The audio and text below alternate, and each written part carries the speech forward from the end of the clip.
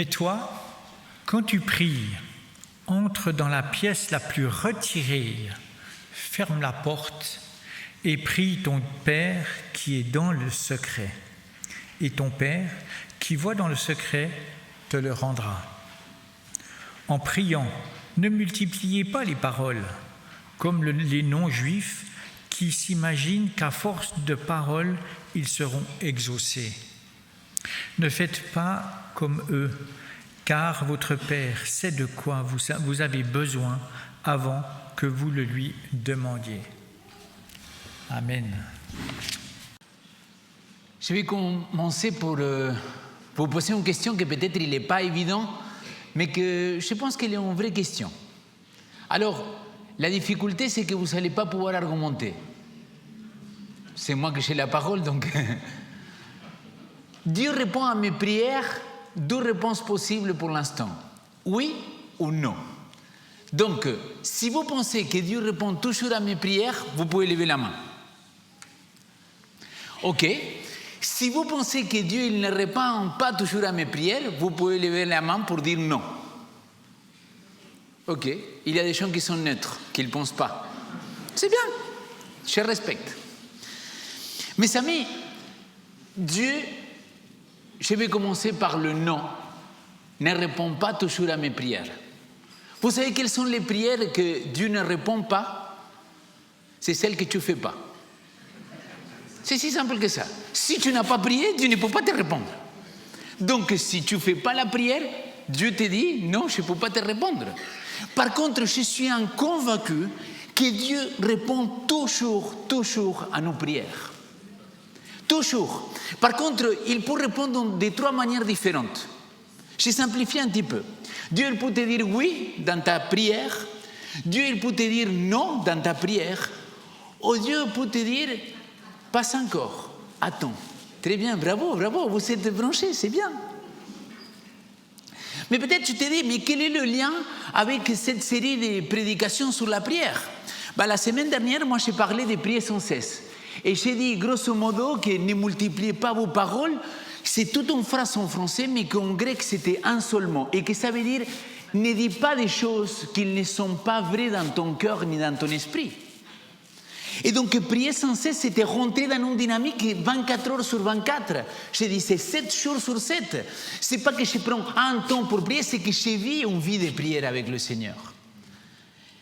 Et j'ai dit que cela, il était aussi ouvrir son cœur à Dieu comme un ami. J'ai cité ce texte d'Ellen White.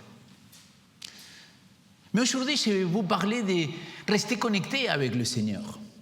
Et vous savez que dans mon ministère pastoral, j'ai compris quelque chose, qu'il y a quelque chose qui fait déconnecter les gens de Dieu, qu'il fait rompre la connexion. Et généralement, ce qu'il fait rompre la connexion, c'est le fait de dire « j'ai prié et Dieu ne m'a pas répondu ». Donc ça ne fonctionne pas. Ça fonctionne pour les autres, mais pas pour moi. Parce que j'ai prié depuis combien de temps pour ça et Dieu ne m'a jamais répondu. Donc ça ne fonctionne pas. Donc peut-être Dieu existe, mais pour moi, ça ne fonctionne pas. Et mon ami, je suis convaincu que c'est le début de quelque chose qui va venir beaucoup plus grand dans une crise de foi pour quelqu'un. Parce que quand ta prière, elle n'est pas alignée avec Dieu, là tu rentres dans un conflit. Là tu vas rentrer dans un problème de connexion avec Dieu. Alors, je voudrais revenir sur cette première question. Est-ce que Dieu répond à nos prières? Pour moi, c'est oui. Mais je voudrais aborder avec vous plusieurs réponses, comme je l'ai cité tout à l'heure. Mais avant d'arriver, si vous avez vos Bibles, je vous invite à lire l'évangile, ou la première épître plutôt, des Jean. Je dis l'évangile parce que pour moi, l'épître des Jean, la première épître des Jean, c'est vraiment un évangile. C'est là qu'il est écrit « Dieu est amour ». Permettez-moi de lire ce qu'il dit le chapitre 5, versets 14 et 15.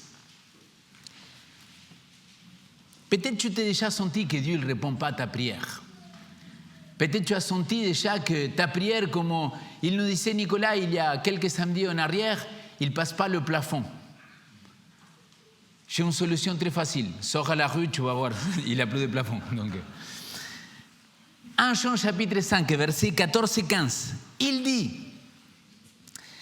l'assurance que nous avons auprès de lui, c'est que si nous demandons quoi que ce soit selon sa volonté, il nous entend. Quelle est l'assurance? Qu'il nous entend. Et il dit, et si nous savons qu'il nous attend, quoi que nous demandions, nous savons que nous savons ce que nous lui avons demandé. C'est-à-dire, en tant que chrétien, je dois partir avec ce principe de base. Dieu m'entend. Dieu, il m'écoute. Dieu, il sait de quoi j'ai besoin. Rappelez-vous, c'était le début de la prédication de la semaine dernière. Si vous ne l'avez pas écouté, vous pouvez la regarder en ligne. Merci beaucoup à tous ceux qui travaillent derrière les caméras pour mettre tout ça en place et toute la technique. Mais, mes amis, Dieu, il sait de quoi tu en as besoin. Tu n'as pas besoin de le formuler pour qu'il sache. Il en a expliqué de pourquoi c'est tellement important de prendre ce temps-là, d'ouvrir son cœur à Dieu comme un ami. Mais maintenant, est-ce que je suis convaincu, comme il dit chez le texte, que Dieu m'entend? Parce que peut-être c'est ça le problème. C'est que je parle sans cesse et que je ne suis pas convaincu que Dieu m'entend.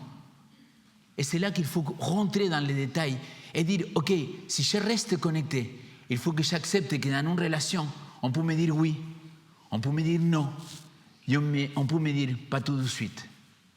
Vous m'avez suivi jusqu'à maintenant? Sinon, la suite, vous n'allez pas la comprendre. Hein? On y va. Je suis certain que Dieu nous entend. Il y a une prière. En réalité, dans la Bible, il y a plusieurs prières, plusieurs hommes qui se sont adressés à Dieu, qu'ils ont manifesté les désirs, pas parce que Dieu ne le connaissait pas, sinon parce qu'ils ont voulu manifester ce que Dieu ce qu'il avait dans le cœur et qu'il voulait que Dieu exorce dans sa vie. Et un de ces hommes-là, c'est notre Seigneur Jésus-Christ. Dieu, il a répondu à une de ces prières. Et une de ces prières qui est assez connue. Malheureusement, ce n'est pas pour l'instant en chant 17. Clin d'œil pour ceux qui connaissent chant 17. Mais venez à l'évangile de Jean, chapitre 11. Au verset 39, je vais vous le lire. Jésus, il va faire une prière. Il y a son ami Lazare qui est mort. Jésus-Christ, il sait qu'il va le ressusciter. Et là, il fait une prière publique. Ça, c'est intéressant, non? Il n'y a pas beaucoup de prières qu'on connaît publiques de notre Seigneur Jésus-Christ. Et là, c'est une prière publique. Il le dit à haute voix. Et regardez ce qu'il va dire le texte. Verset 39. Jésus dit, on levait la pierre. Marthe, sa sœur, la sœur demeure, lui dit, Seigneur, ils sont déjà. C'est le 4e jour. Jésus lui dit, n'était pas dit que si tu crois, tu verras la gloire de Dieu? Ils enlevèrent la pierre. Et Jésus leva les yeux et dit, intéressant. Il a fait quoi Jésus? Et d'ailleurs, on a parlé des différents types de prières la semaine dernière. Il leva les yeux. Il ne s'est pas mis à genoux. Il n'a pas pris une position particulière, mais il leva les yeux. Il ne ferma pas les yeux. Il regarda le ciel. Il regarda vers le haut. Et il dit, Père, je te rends grâce de ce que tu m'as entendu. Tu vois le lien avec la première épître de Jean. Jésus t'entend, Dieu t'entend, le Père, il t'entend. Il faut partir de la conviction que le Seigneur nous entend. Et là, Jésus-Christ, il le dit, moi, je sais que tu m'entends. Et regardez, verset 42, quant à moi, je savais que tu m'entends toujours. Mais j'ai parlé à cause de la foule qui se tient ici, pour qu'ils croient que c'est toi qui m'as envoyé. Après avoir dit cela, il cria, Lazare sort. Et Lazare, il a ressuscité. Et les amis, je ne sais pas si vous voyez le lien que je suis en train de faire dans ce message-là, mais je suis en train de dire que parfois le problème que nous avons de connexion, de rester connectés avec Dieu, c'est qu'on ne croit plus que Dieu peut nous répondre à nos prières. Mais Jésus-Christ, il vient dire, oui, je sais que tu m'entends toujours, même si tu me dis non, même si tu me dis attends, mais je suis convaincu que tu m'entends. Et là, dans ces cas-là, Dieu il a répondu de manière positive. Lazare, il était ressuscité. Mais parfois, le Seigneur, il dit non, mes amis. Et ça, c'est une réalité dans la vie de tout chrétien. C'est apprendre à accepter le non. La Bible, il fait cette comparaison, que lui, il est notre Père et que nous sommes ses enfants. Dans n'importe quel type d'éducation, tu dois apprendre à ton enfant, en tout cas c'est ce qu'on est convaincu avec mon épouse, qu'il doit accepter le non, qu'il doit apprendre à être frustré. C'est pas qu'on le frustre exprès aux enfants, mais c'est juste que s'il n'apprend pas à gérer sa frustration, mes amis, c'est sûr et certain que quand il deviendra un adolescent ou un adulte, il sera quelqu'un profondément frustré. Parce que je veux tout de suite. Et si je ne l'ai pas, j'ai fait mon, comment on dit ça, nerveux, mon... ne dis rien, il me dit Serge. Je ne fais pas ma crise. Pourquoi? Parce que maman et papa, ils m'ont dit non. Mais mon ami, tu ne peux pas le dire oui tout le temps à ton fils, à ton enfant. Et plusieurs parmi nous, on est parents. Et on sait à quel point il y a des fois que tu dois lui dire non, je ne vais pas te donner un couteau suisse, je ne vais pas te donner un revolver. Non, il y a des choses que c'est non. Ça ne se discute pas. Et l'enfant, il doit apprendre à être frustré. Et une fois, j'ai parlé de ça avec mon épouse, j'ai dit, je ne sais pas, j'étais en train de faire une méditation et j'ai dit, tu vois, si ton fils, il te demande un paquet de bonbons le soir avant de dormir, tu ne vas pas lui dire oui. Il me dit, chérie, tu ne vas pas lui dire oui tout de suite. C'est pas qu'avant la nuit, tu lui dis non. Mais c'est parce qu'il faut qu'on rentre dans une dynamique que le Seigneur, parfois, il nous dit non. Et être mûr spirituellement, c'est accepter que le Seigneur, il nous dise non. Mais parfois, on a des enfants, des filles capricieuses, que tout de suite, ils voient que le Seigneur il les répond. Ils sont pris Dieu comme le Père Noël. Seigneur, donne-moi, donne-moi, donne-moi. Et si tu ne me donnes pas, c'est que tu n'existes pas. Mais quelle immaturité, mes amis. Parce que Dieu, il essaye de nous faire comprendre que le non, c'est une réponse d'amour pour chacun de nous. Et c'est ça que je dois rentrer dans cette dimension-là. Et permettez-moi de donner 2 exemples. Le premier exemple, c'est le roi David. Vous vous rappelez quand il va se mettre à prier, à jeûner pour son fils, qu'il va avoir avec Bathsheba, pour que son enfant il ne meure pas? Il va jeûner. La Bible dit littéralement qu'il va être face contre terre, en demandant, en suppliant Dieu de faire quelque chose. Est-ce qu'il l'a fait? Non. La réponse était non. Pourquoi? Je ne le sais pas, mes amis. Et je ne veux pas me prendre pour un pasteur sage qu'il sait donner une réponse à tout. Mais il dit non. Et un jour, on pourra voir le pourquoi. Mais aujourd'hui, la réponse est non. Et si aujourd'hui, peut-être tu es en train de prier pour quelque chose et Dieu te dit non, est-ce que tu es capable de continuer à aimer Dieu malgré qu'il t'a dit non? Et c'est là où je voudrais rentrer en quelque chose que peut-être il va vous choquer. Mais un collègue pasteur, il y a longtemps en arrière, il m'a dit quelque chose qu'il m'avait troublé. Il m'a dit, parfois, je ne comprends pas Dieu. Parfois, tu pries pour avoir une place de parking, il te la donne.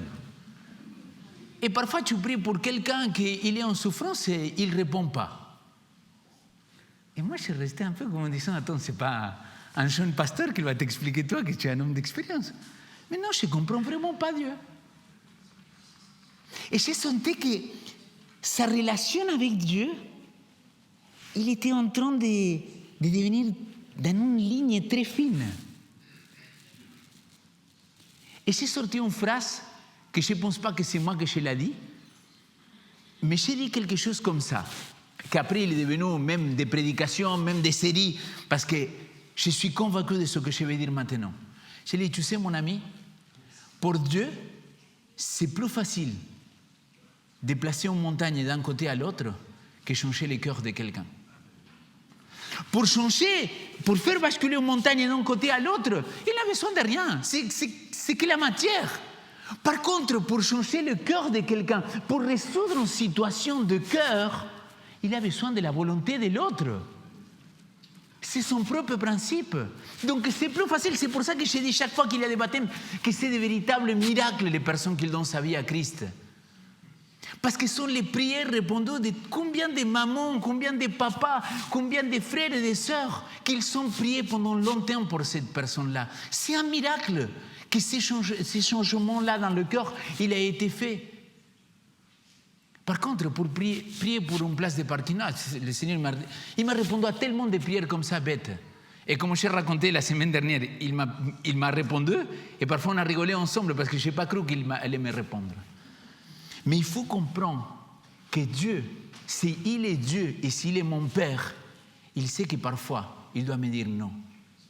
Je vais vous donner un deuxième exemple parce que c'est la contrepartie de notre Seigneur Jésus-Christ.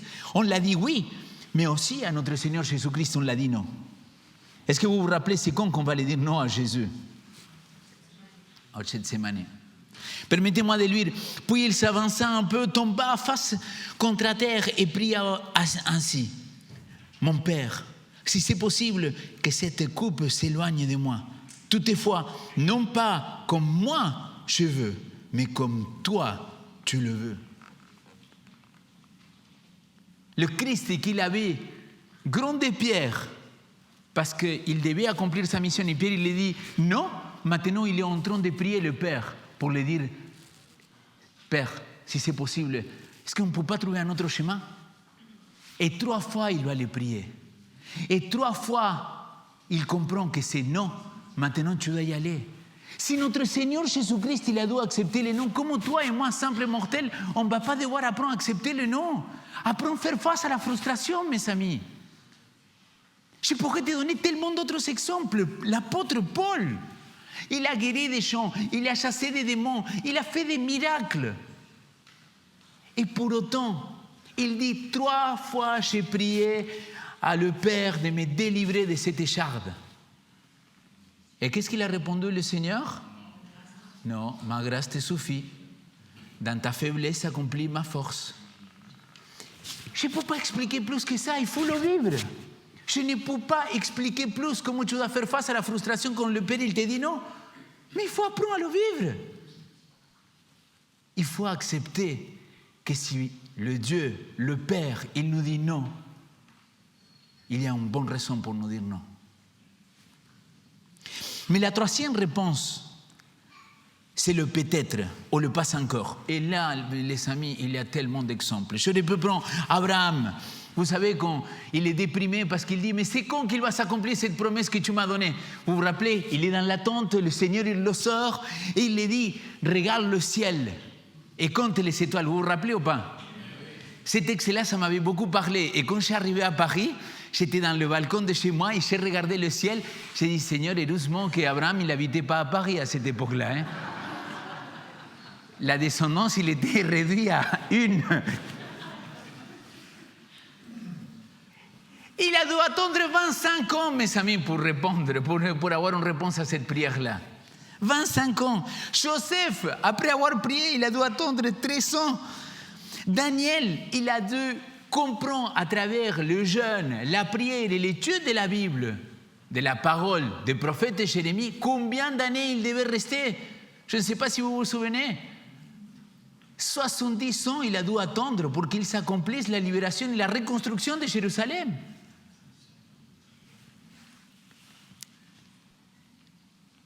Je vais prendre un exemple féminin ou féminin.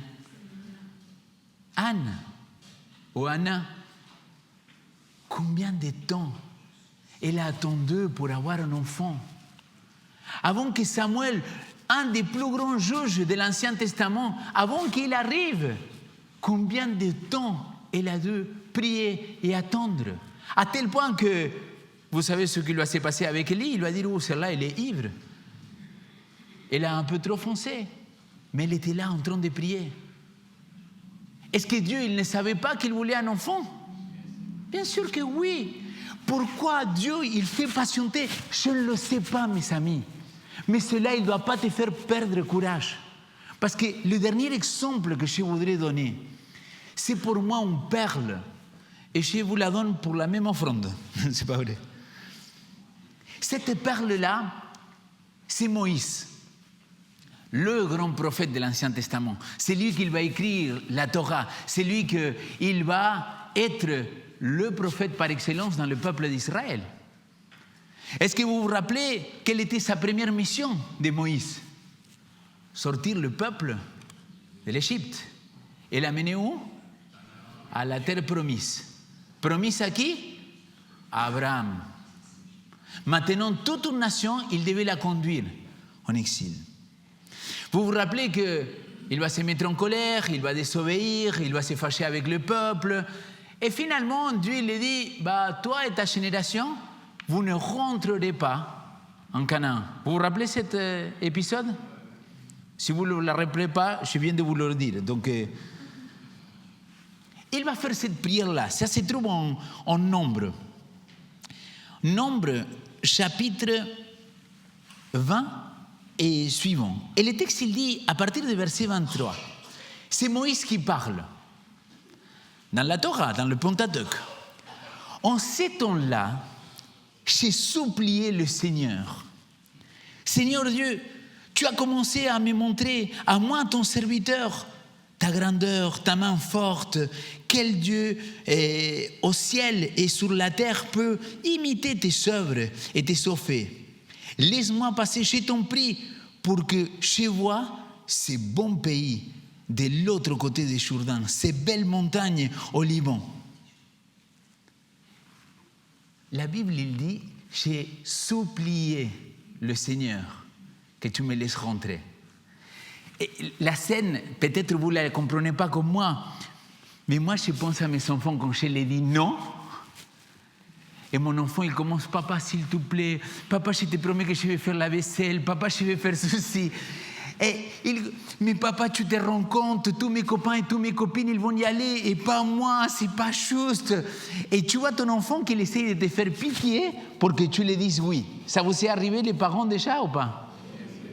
On est d'accord? Écoute cette phrase-là. C'est pas la pitié qu'il bouge la main de Dieu, mes amis. C'est la foi. Ça a été toujours comme ça. Et là, Moïse, il rentre dans une démarche de dire « Ah, Seigneur, je te supplie, tu es tellement beau, tellement génial comme Dieu. S'il te plaît, laisse-moi rentrer. » Écoutez la réponse du Seigneur. Ce n'est pas moi que je suis en train de la dire, je vais la lire. Verset 26. « Mais le Seigneur s'était irrité contre moi à cause de vous. » Quel enfant! Ce n'est pas à cause de moi, c'est à cause de vous. C'est votre faute si je ne peux pas rentrer. Et là, il dit, il ne m'a pas écouté. Il ne m'a pas entendu. Le Seigneur m'a dit, cela suffit. Ne me parle plus de cette affaire. Monte au sommet de Pisgah. Lève les yeux vers l'ouest, vers le nord, vers le sud, vers l'ouest et regarde de tes yeux. Mais tu ne passeras pas de l'autre côté du Jourdain. Si vous m'avez suivi jusqu'à maintenant, j'ai dit que Dieu répond par oui, et je vous ai donné des exemples. Dieu répond par non, je vous ai donné des exemples. Dieu, il rit, pas encore, et je vous ai donné des exemples. Et là, l'exemple de Moïse, c'est quoi finalement? C'est oui, non, ou pas encore? Ah, c'est non. Bon, voilà. Moi, pendant très longtemps, je pensais que c'est non. Et là, dans l'instant présent, c'était non. Mais la parole du Seigneur, elle est magnifique, mes amis. Parce qu'il y a un tout petit livre, mais tout petit. Il y a un seul chapitre. Ça s'appelle le livre de Jude. Et dans ce petit livre de Jude, il y a une histoire qui est assez intéressante. Il dit que Moïse, le grand prophète, il est mort. Et qu'après, il va y avoir un sort de conflit, une bataille entre Satan et Michael, celui qui est comme Dieu, Jésus-Christ, on pourrait dire, pour qui va prendre le corps de Moïse. Et la Bible dit que c'est l'archange, le chef des armées, Jésus-Christ, et qu'il va remporter le combat et qu'il va ressusciter Moïse et qu'il va la ramener au ciel avec lui. Petite touche théologique. Ce qui est intéressant, c'est que dans l'évangile de Marc, on pense qu'un des premiers à avoir été écrit, dans le chapitre 9, dans les moments les plus difficiles, avant d'aller au Gethsémani, Jésus-Christ, il fait voir sa gloire à Pierre, à Jean et Jacques. Et dans cet épisode qu'on l'a appelé la transfiguration, il va voir deux personnages. L'un, c'est le prophète Élie. Et de l'autre côté, Moïse. Et je vais vous laisser découvrir c'est où qu'il a lieu cette transfiguration. 1400 ans après, Dieu il a répondu à la prière de Moïse. Il était dans la terre promise. 1400 ans après, il a pu toucher cette terre promise qu'il avait tellement rêvé et qu'il avait tellement parlé. Qu'est-ce que c'est notre vie ici, tellement limitée? En quelques années, quand toi tu penses que Dieu il t'a pas répondu et que tu rompes cette connexion avec lui parce que tu te dis, Dieu ne me répond pas, Dieu ne m'écoute pas. Moi j'aimerais te dire ce matin, au nom de Jésus, plus jamais ne dis pas ça. Dieu il t'entend toujours. Peut-être tu n'arrives pas à comprendre pourquoi Dieu il ne te dit pas oui tout de suite. Pourquoi Dieu il te dit non ou pourquoi Dieu il ne te dit pas encore, attends. Mais Dieu t'entend et Dieu il répond toujours à ta prière. Donc au nom de Jésus, ne remets jamais en question, mais jamais en question que notre Père Céleste, il t'entend. Parce qu'il sait de quoi tu en as besoin. Mais maintenant, la question que je voudrais te poser ce matin, c'est, est-ce que tu es convaincu que Dieu t'entend? J'espère que oui. Mais la deuxième question, elle est un peu plus compliquée. Et ça, tu la gardes que pour toi.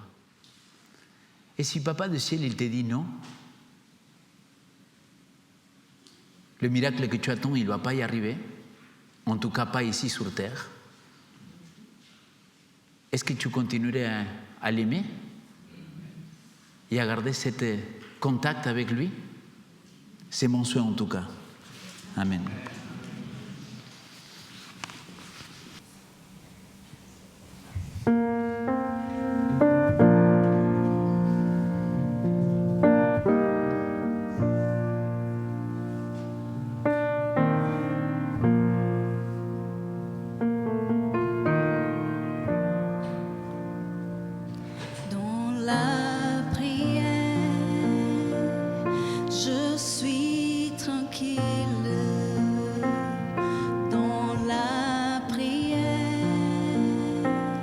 Je